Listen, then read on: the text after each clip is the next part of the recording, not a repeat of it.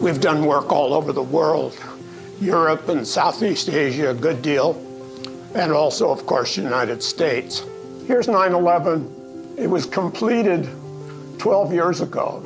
We had been working on that project for a long, long time. Very special for New York and very special for us too.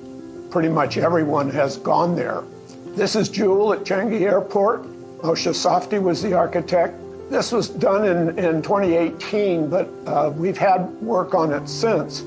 And what it is a huge office, shopping center, and playground at the airport for people who are between planes and also people coming out from the city. The bottom level is this huge waterfall that comes down from the roof. It looks like this when it goes in. And at the very top level, there's a kind of playground for adults and children that come in from the city. This is Salesforce Park. It's lifted above the ground about 70 feet, maybe 3 stories.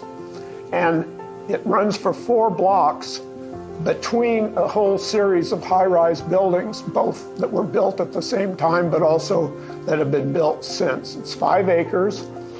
This is the park in Sydney. It's a very important place historically, but it had been an old container port, just covered with concrete. And this park was built on to reflect the landscape that was there. It's a very important place historically. What's interesting about this from our standpoint is that it's a downtown park, so this had to be something of civic scale, but also accommodating a series of uses, particularly on the weekends, by families with kids. As landscape architects, we are deeply inspired by the natural landscapes and topography of Korea. Our team's proposal of the High Grove draws inspiration from the majestic scale, rich planting, and poetry of mountainside forests. We will utilize a diverse tapestry of evergreen and deciduous planting with varying sculptural characters, sizes, and colors that will display the seasons. And even in the winter months, the landscape will be beautiful to behold beneath the snow. Our site is uniquely situated on the Han River in a place of great visual prominence. We have the opportunity to maximize views looking out while also using the forest and towers to create a recognizable visual icon as seen from the waterfront and city surrounds. We have been careful to study microclimatic considerations so as to design the landscape for Zone 3 for enhanced human comfort and optimal aesthetic. We have thoughtfully refined the landscape in close collaboration with the architects to create a series of distinct and memorable landscape spaces. The forest envelope defines the edge of the landscape and will be instantly recognizable from the outside, while also providing key wind protection and creating a sense of privacy for the residential enclave inside. A continuous forest trail will guide residents throughout the woodlands and be an ideal pathway for forest bathing, exercise, meditation, and also to connect residents to various landscape experiences and feature spaces. Seen here amongst the Korean red pine and flowering dogwood, residents may find sculptural reflecting pools that will emit delicate ripples on the water's surface. The civic axis resides at podium level and is designed exclusively for residents. This axis is expressed as a distinctly linear and episodic series of grand formal spaces inspired by modern French gardens and in harmony with museum-quality architecture, while directing pedestrians to the river.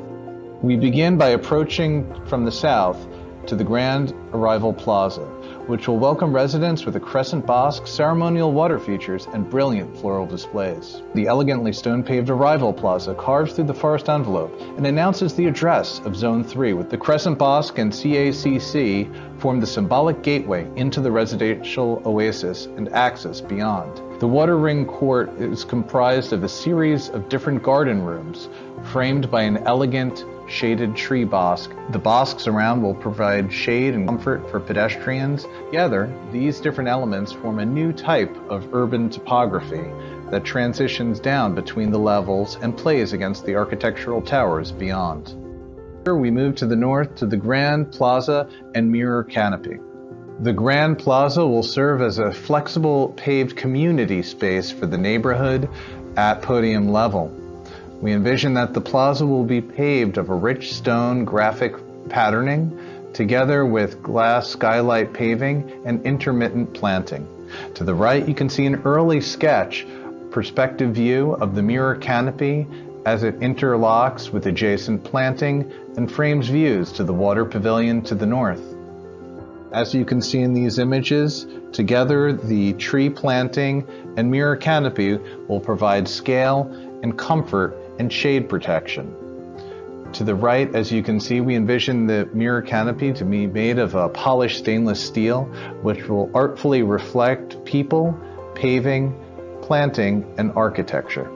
The mirror canopy presents itself above a grand stone-paved plaza that can be flexible for a variety of different events such as farmers markets, art festivals, music performance, cultural displays, and large parties and events.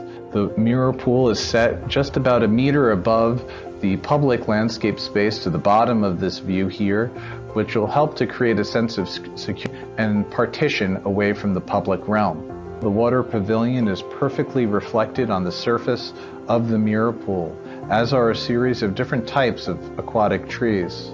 See the possibility of planting with either willows or bald cypress with seasonal display, as you can see in these images here. We envision that these reflecting pools will actually be a thin sheet of water like you can see in our project in the lower right at Sony Center that will also double as a skylight for the spaces below. From the water pavilion looking to the north, we'll have an elegant and breathtaking view where the patterns of water and floral display are framed by the forest envelope to the left and right and carefully guide our views out to the water beyond.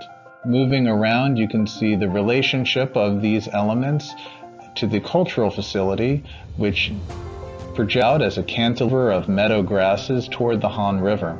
And from below those water feature elements are the skylights, which bring light down to Olympic Dye Row Expressway. We think that having this moment beneath the cantilevered bridge of the waterfront park will create a dynamic address and signature moment along the Han River that will be recognizable to all in Seoul. Each of the towers will have their own special arrival moment with the landscape that will connect through cutouts or enclosed winter gardens down to multiple levels in the basements below. We envision 3 different types of arrival gardens associated with the towers. Winter gardens, shown here in green, cutouts with landscape features shown in blue, and cutouts with signature tree planting shown in red. Winter gardens we see as conditioned environmental spaces, such as at our project in the far right at Jewel in Singapore.